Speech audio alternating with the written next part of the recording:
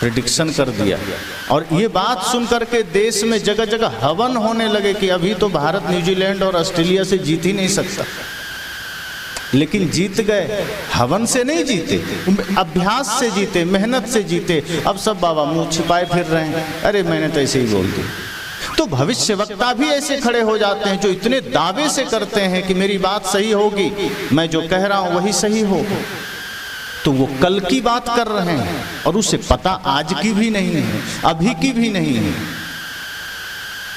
उसके साथ वर्तमान में कोई दुर्घटना घट जाती है, वो रोता फिरता है, उसे कल का पता है, अपना पता नहीं था कि हमारे साथ ये अभी हो जाएगा, कि हमें ऐसा झेलना पड़ेगा। सदगुरु कहते हैं आप भविष्य से मुक्त हो जाइए, भविष्य का किसी भी पता नहीं है। आपको नहीं पता है सो बात नहीं, किसी को पता नहीं है। जो दावे करके बैठा है कि मैं भविष्य को जानता हूं, उसे भी ABCD पता नहीं। अगले पल का हाँ तुक्का में कुछ बातें ठीक हो जाती है। अब 10 आदमी आया भविष्य पूछने, मान लो हम बैठे हैं, 10 आदमी आ गया, अब मैंने कुछ भी बता दिया तो 10 में से 2 का तो सही हो ही जाएगा, तुक्का तो 2 पर तो फिट बैठेगा। अब वो 2 आदमी 10 को बताएगा, अरे मेरा तो ठीक हुआ, मेरा तो सही बता दिया महाराज जी ने। अब वो 2 20 को लेकर आएगा, अब उस 20 में से फिर 5 का तुक्का ठीक बैठेगा। अब एक आदमी का भैंस कोई खोल लिया बिहार में, फोन किया, गुरुजी बताइए मेरा भैंस कोई खोल लिया। मैं कहा मैं कोई थाना थोड़े हूँ, थाना में कंप्लेन करो। कहा नहीं, संत जन बताते हैं किस दिशा में गया। मैंने कहा मुझे नहीं पता, भैंस तुम्हारी खुली है, किस दिशा में गई मैं थोड़े देख रहा था। कहा आप ध्यान से देख कर बताइए। मैं कहा ध्यान में मैं अपने मन को देखता हूँ, तुम्हारी भैंस थोड़े देखता हूँ। गजब की बात है, संतों से तुम भैंस पूछ रहे हो। और कुछ लोग बैठे भी हैं कि हाँ मैं तुम्हारा भैंस बता दूँ। मैंने कहा ये सब हम नहीं जानते, ना हम बताते हैं, ना मुझे पता है। तो कहा नहीं अमुक जगह कोई बताते हैं। मैं कहा जाओ, लेकिन तुक्का है। अब दिन भर में उसके पास 20 आदमी आया कि मेरी भैंस खुल गई, तो 4 ही दिशाएं हैं, कोई न कोई दिशा बता दिया। अब कोई जरूरी थोड़े है कि कोई दिशा फिट नहीं बैठेगा, 2-4 की फिट बैठ ही जाती है। वो 2-4 उसके पास 200-400 लोग लेकर आ जाते हैं कि मेरी तो फिट बैठ गई, मेरी भैंस मिल गई। अब जिसकी नहीं मिली वो सोचता है मेरी ही पूजा में कमी रही होगी, मेरे ही भाव में कमी रही होगी। वो दिखा भी ऐसा ही देता है।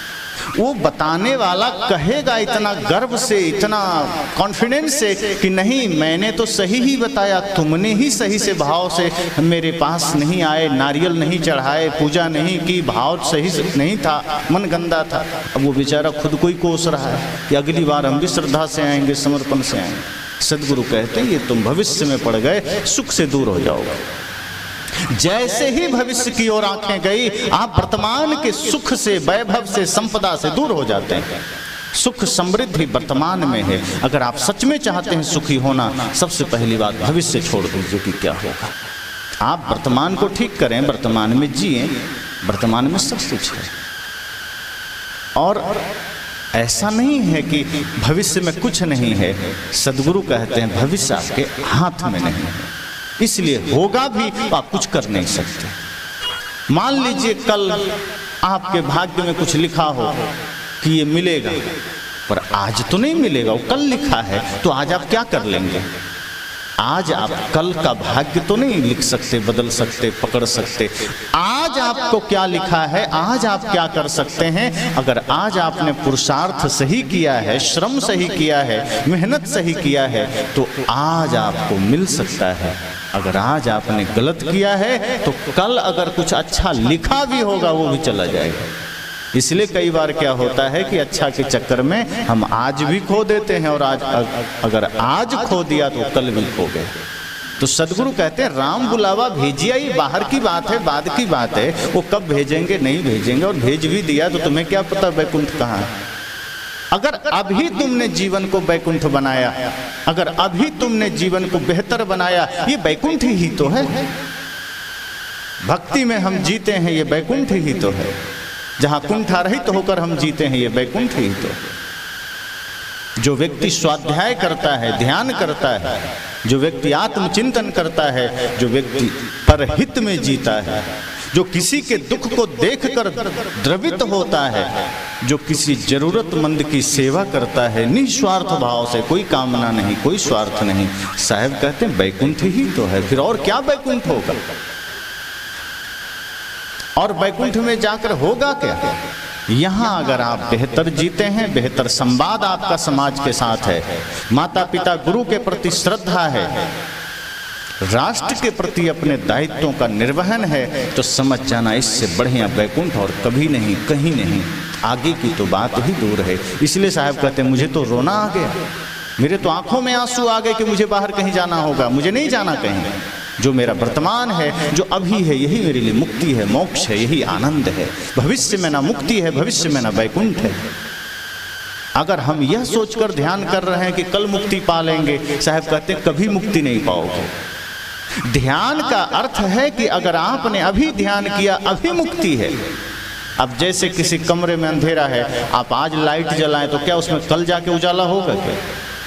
आज लाइट जलाएंगे, अभी ही अंधेरा मिटेगा, अभी ही उजाला होगा। वो कल के लिए इंतजार नहीं करेगा कि नहीं कल होना है। कल आप जो करेंगे वो कल होगा, आज आप जो करेंगे वो आज होगा। अगर आज जीवन के अंधेरे को मिटाना है तो आज प्रयासरत रहिए। आज आपस में जो व्यवहार बिगड़े हैं, आज जो व्यवहार के बीच में आपस में संवाद बिगड़े हैं, उसे आपको आज ठीक करना है। आपका घर समझना एक प्रैक्टिकल की जगह है। सत्संग में तो सब अनुकूल हैं, यहाँ बैठे हैं, किसी का किसी से कोई विरोध नहीं, किसी से कोई नफरत नहीं, कोई घृणा नहीं। यहाँ तो परमानंद में बैठे हैं।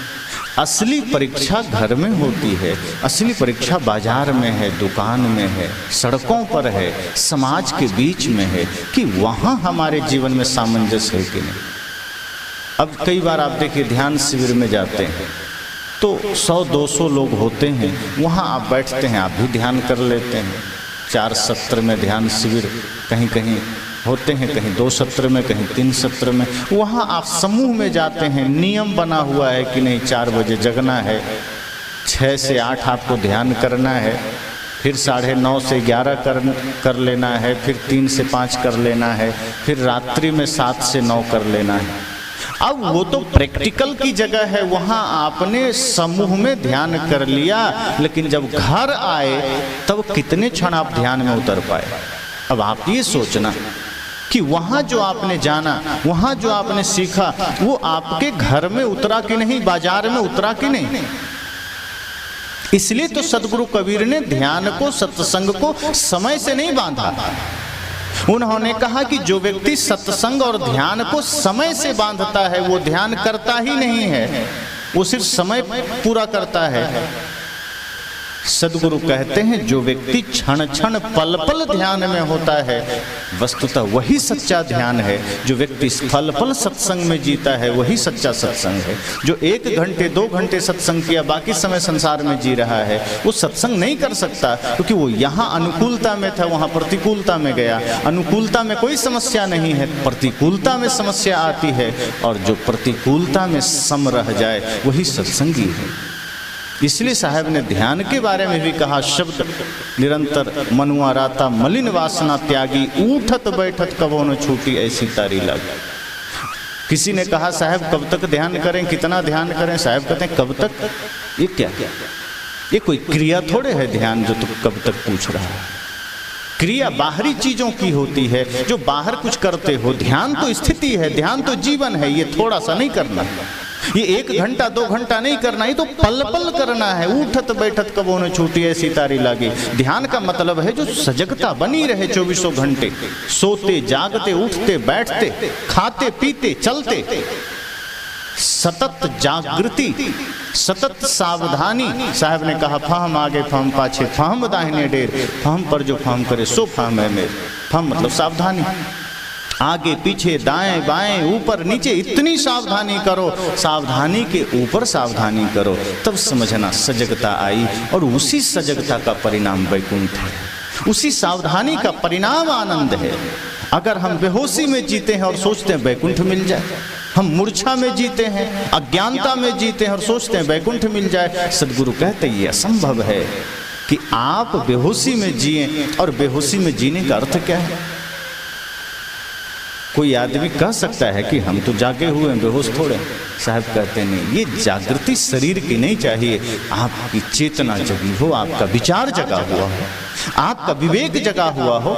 और विवेक सोया क्यों है और कैसे? तो जब भी आपके मन में कुछ भी बुराई आई, आपके कृत्य में कभी भी कोई बुरा कर्म आया, इसका अर्थ ही होता है कि हम बेहोश हैं। होश में गलत काम हो ही नहीं सकता। बेहोशी प्रमाण, बेहोशी का प्रमाण यही है कि हम बुरा कर रहे हैं, बुरा सोच रहे हैं, बुरा बोल रहे हैं। अगर मुख से गाली निकली मतलब बेहोशी में निकली है। अगर किसी को आपने अपशब्द कहे, इसका मतलब वो बेहोशी में कहा गया है। आपने झूठ बोला मतलब बेहोशी में बोला गया। जहां सदगुरु कहते हैं होश जग गया, ध्यान उतर आया, फिर इस मुख से कभी झूठे शब्द, कभी कड़वे शब्द निकल ही नहीं सकते। जहां ध्यान उतर गया, जहां ध्यान में हम और ध्यान हम में उतर गया, वहां इस चित्त में, चिंतन में कभी गंदी विचार आ ही नहीं सकते, किसी के लिए बुराई आ ही नहीं सकती। तो जैसे ही हमारा चिंतन ठीक हुआ, हमारा सोचना सही हो गया, हमारा विचार सही हो गया, साहब कहते हैं बैकुंठ हो गए। फिर बाहर कहाँ बैकुंठ? और ऐसा आप करके देखें, फिर आपको ध्यान भी नहीं आएगा कि बाहर किसी बैकुंठ में जाना है। फिर आपको लगेगा ये बैकुंठ ही है, ये स्वर्ग ही है। तभी तो सदगुरु कबीर कहते हैं कि घर को ही मंदिर बनाएंगे, हम मंदिर क्या करने जाएंगे? आप मंदिर जाते ही इसलिए हैं कि घर मंदिर नहीं है। खुद सोचना, आप कहीं जाते इसलिए हैं कि वो चीज आपके पास नहीं है। अगर आपका घर मंदिर बन जाए तो फिर आपको ख्याल भी नहीं आएगा कि हम मंदिर में नहीं है। फिर आप अपने घर को ही मंदिर समझेंगे, आपका घर ही आपके लिए मंदिर है। फिर जैसे बाहर का मंदिर, उससे बेहतर आपका मंदिर, क्योंकि बाहर के मंदिर में तो फिर भी मूर्ति बैठा है, पत्थर का है, हिल नहीं सकता, बोल नहीं सकता, डुल नहीं सकता। वहां कोई शराबी चला जाए तो मंदिर का भगवान नहीं कह सकता कि बाहर रहना, शराब पी कर आए हो। कोई गला काट कर पहुंच जाए भगवान का मंदिर, भगवान के मंदिर में, तो भगवान वहां कह नहीं सकता कि तुम किसी का गला काट कर आए, उधर ही रहना। कोई गुटखा खाकर मंदिर में चला जाए, गांजा पीकर चला जाए, मंदिर में बैठा हुआ भगवान क्या रोक सकता है? लेकिन घर में कोई बच्चा नशा करते हुए, शराब पीते हुए घुस जाए तो माता पिता रोकते हैं कि भैया तू कहाँ आ गया, क्या कर लिया? आप जिस मंदिर में हैं वहां तो रोकने वाले भगवान मौजूद हैं। साहब कहते हैं अगर आपने घर को मंदिर बनाया तो शायद आपका कल्याण हो जाए, घर को मंदिर समझा तो शायद आपका उद्धार हो जाए। लेकिन दुर्भाग्य है कि जो मंदिर है, जिसे मंदिर बनाया जा सकता है, आपने उसे कबाड़खाना बना दिया, उसे आपने कचरा घर बना दिया। जो आया जैसा आया सब समर्पित है। लेकिन जो मंदिर आपने बनाया है, पत्थर ईंट सीमेंट का बनाया है, उसकी बड़ी पवित्रता का ख्याल है आपको, उसके बड़े स्वच्छता का ख्याल है, वहाँ आप सब कुछ करते हैं। साहब कहते हैं वहाँ करते हो कोई हर्ज नहीं, मैं नहीं कहता वहाँ जाके कचड़े डालाना, ऐसा नहीं कि गांव के मंदिर में जाके गोबर पटक देना, ऐसा नहीं। उसकी पवित्रता का ध्यान रखना, किसी न किसी महापुरुष का स्मृति वहाँ है, किसी न किसी महापुरुष का चित्र वहाँ है, पर ध्यान रखना उस चित्र से कुछ चरित्र लेकर अपने घर भी आना, अपने घर को भी मंदिर बनाना, अपने घर को भी देवालय बनाना। और जब आपका घर देवालय बनेगा तो बैकुंठ वहीं हो गया, स्वर्ग वहीं हो गया। फिर बाहर किस बैकुंठ की चिंता, फिर बाहर कौन सा बैकुंठ की कामना? हम कामना तभी करते हैं जब हम वर्तमान में दुखी होते हैं। इसलिए साहब ने कहा ना, दुख में सुमिरन सब करे, सुख में करे ना कोई। हम सुमिरन ही तब करते हैं जब दुख आता है, लेकिन करते भी गलत दिशा में। अगर हम सही दिशा में करें तो यही दुख समाप्त हो सकता है। फिर हम प्रतीक्षा नहीं करेंगे कल की, फिर स्वर्ग कल नहीं मिलेगा, मिल भी नहीं सकता है अगर आज हमने कर्म बेहतर न किए। आज अगर हम अपने जीवन को बेहतर नहीं बनाए तो कल हमारा कुछ भी बेहतर नहीं हो सकता। इसलिए साहब ने क्या कहा, राम बुलावा भेजिया दिया कबीरा रोए। का मुझे नहीं चाहिए राम, नहीं चाहिए बैकुंठ, क्योंकि मैं जहाँ हूँ मैं सब में राम देख रहा हूँ, मुझे बाहर किसी राम की जरूरत नहीं। मैं जहाँ हूँ वहीं मेरे राम बैठे हैं, मैं जहाँ हूँ वहीं मेरा बैकुंठ है, क्योंकि मेरा सबसे प्रेम है। आप सबसे प्रेम करके देखिए, आपको लगेगा आप बैकुंठ में। और वर्तमान में अगर आप लोगों से घृणा कर रहे हैं, वर्तमान में आप एक दूसरे के नफरत में पड़े हैं, तो बाहर कौन सा वैकुंठ मिलेगा, बाहर कौन सा सुख समृद्धि मिल जाएगी। इसलिए सदगुरु कबीर आपको सिर्फ कल्पनाओं से मुक्त करते हैं, वो आपको भविष्य से मुक्त करते हैं। वो कहते हैं वर्तमान में जियो, ये वर्तमान आपका है, हाथ में है, आप चाहे तो बेहतर बना सकते हैं। और अगर आज चूक गए, तो साहब का भजन है ना, जो चूक गया फिर उसका नहीं ठिकाना, ये मोक्ष मार्ग संभल संभल कर जाना। अगर ये चूक गए, तो हमारे बुजुर्ग बैठे हैं, उन्हें अनुभव होगा कि बहुत सी चीजें चूक गए तो अब शरीर भी नाकाम हो गया, कुछ हो नहीं सकता। ये शरीर साधन मात्र है, ये आपका साध्य नहीं है, ये माध्यम है आपको, और ये माध्यम संसार पाने का नहीं है। एक बात ध्यान देना, ये शरीर जो हमें मिला है, ये संसार पाने का माध्यम नहीं है। संसार और संसार के भोग तो जानवर भी पा लेते हैं, लेकिन ये शरीर आपको सिर्फ संसार समृद्धि माया पाने का माध्यम नहीं है। तुलसीदास जी ने कहा साधन धाम मोक्ष कर द्वारा, उन्होंने कहा कि यह शरीर आपका मोक्ष पाने का साधन है। इससे आपने संसार पाने में लगा दिया, इसे आपने दुनियादारी पाने में लगा दिया, इसे आपने छल कपट में लगा दिया, इसे आपने नफरत और घृणा में लगा दिया। इस शरीर का भयंकर दुरुपयोग हो गया। इसलिए ध्यान रहे, ये वर्तमान आपके हाथ में है, अगर इसे आपने खो दिया तो ये शरीर कल लाचार होगा, नाकाम होगा, और फिर आपके पास कोई उपाय नहीं होगा पुनः उसी अन्य खानियों में जाने के। और जो चूक गया फिर ना जाने फिर कौन सा जीवन मिल जाए। कुत्ता बिल्ली सांप सुंदर गधा घोड़ा बैल अगर मनुष्य से चूके तो फिर कितने लाखों करोड़ों वर्षों तक फिर उसी में जलना होगा। साहब कहते हैं ये मनुष्य जीवन मिला है, ये मुक्ति का साधन है, मोक्ष का साधन है। इसे खुद मंजिल मत समझ लेना, इसे खुद अंतिम मुकाम मत समझ लेना। ये तो प्रकृति ने दिया है। आज अगर इसका सदुपयोग नहीं किया तो ये विराम हो जाएगा, और विराम होगा तो हाथ कुछ नहीं आएगा, बल्कि इस शरीर में रहते रहते जो पुण्य कमाना था, इस शरीर में रहते रहते जो धर्म की संपत्ति अर्जित करनी थी, वो आपने नहीं किया, तो इसी शरीर से आप नरक भी चले जाएंगे। गोस्वामी जी ने कहा कि ये मोक्ष पाने का द्वार है, और यह भी समझ लीजिए कि कर्म अगर इसी शरीर से बिगड़ गया तो ये शरीर नरक पाने का भी द्वार बन जाएगा। ये नरक का भी द्वार है, सिर्फ मोक्ष मुक्ति का द्वार नहीं। जिस सीढ़ी से आप छत में जा सकते हैं, उसी सीढ़ी से आप छत से उतर भी सकते हैं।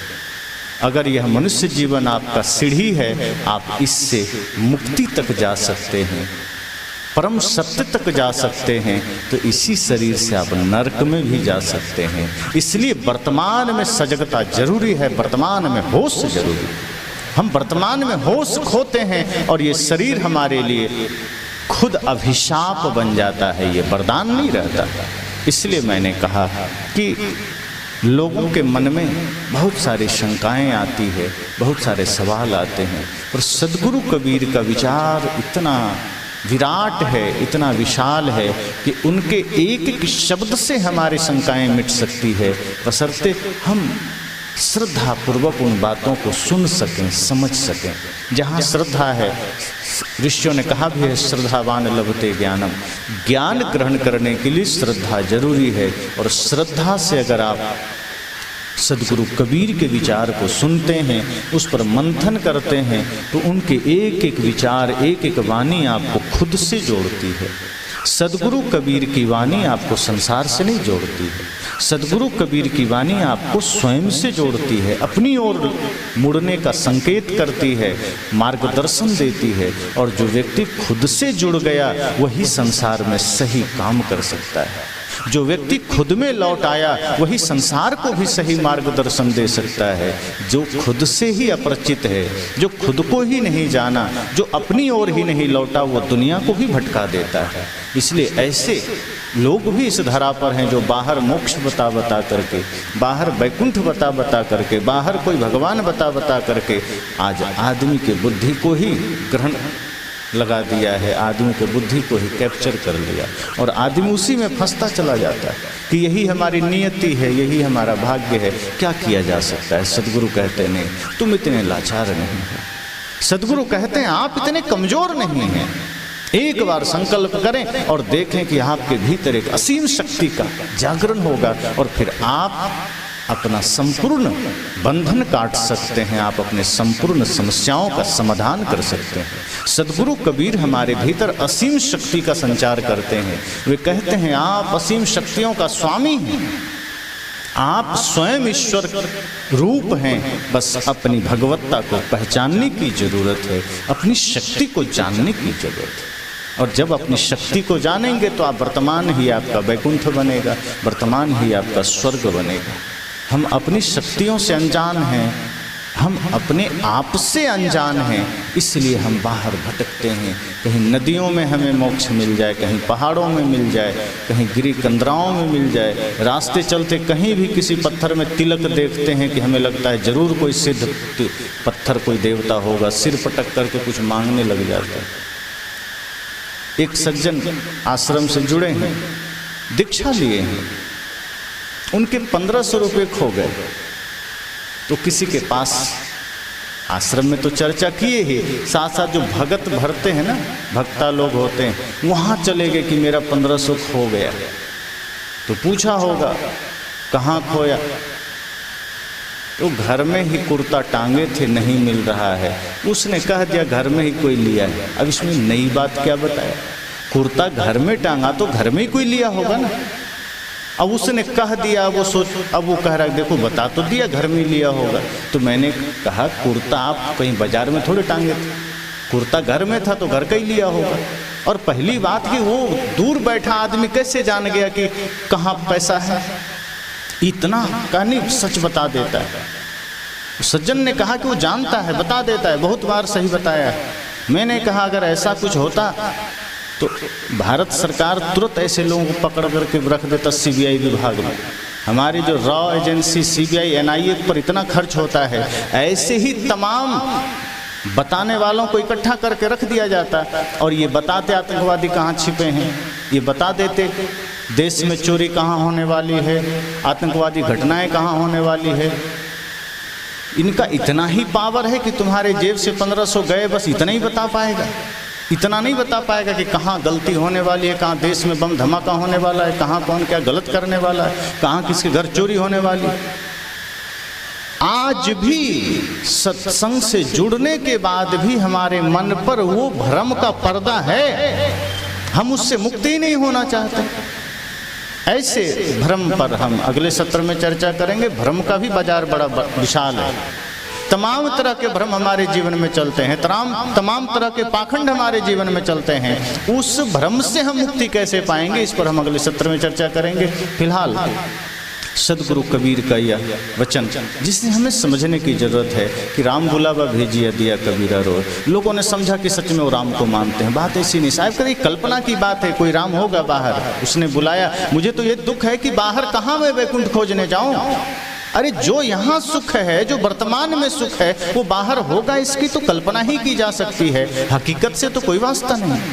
अगर आज मेरा मन ठीक है तो यही वैकुंठ है, आज मेरा गंदा है तो यही नरक है। बाहर में किस राम के भरोसे खड़ा हो जाऊं, मुझे अपने भरोसे खड़ा होना है, अभी ही ठीक करना है, अभी ही व्यवहार को सही करना है। और अगर हमने अभी अपने व्यवहार, अपने जीवन, अपने कर्म को ठीक कर लिया तो यही वैकुंठ है, यही स्वर्ग है, यही शांति का धाम है।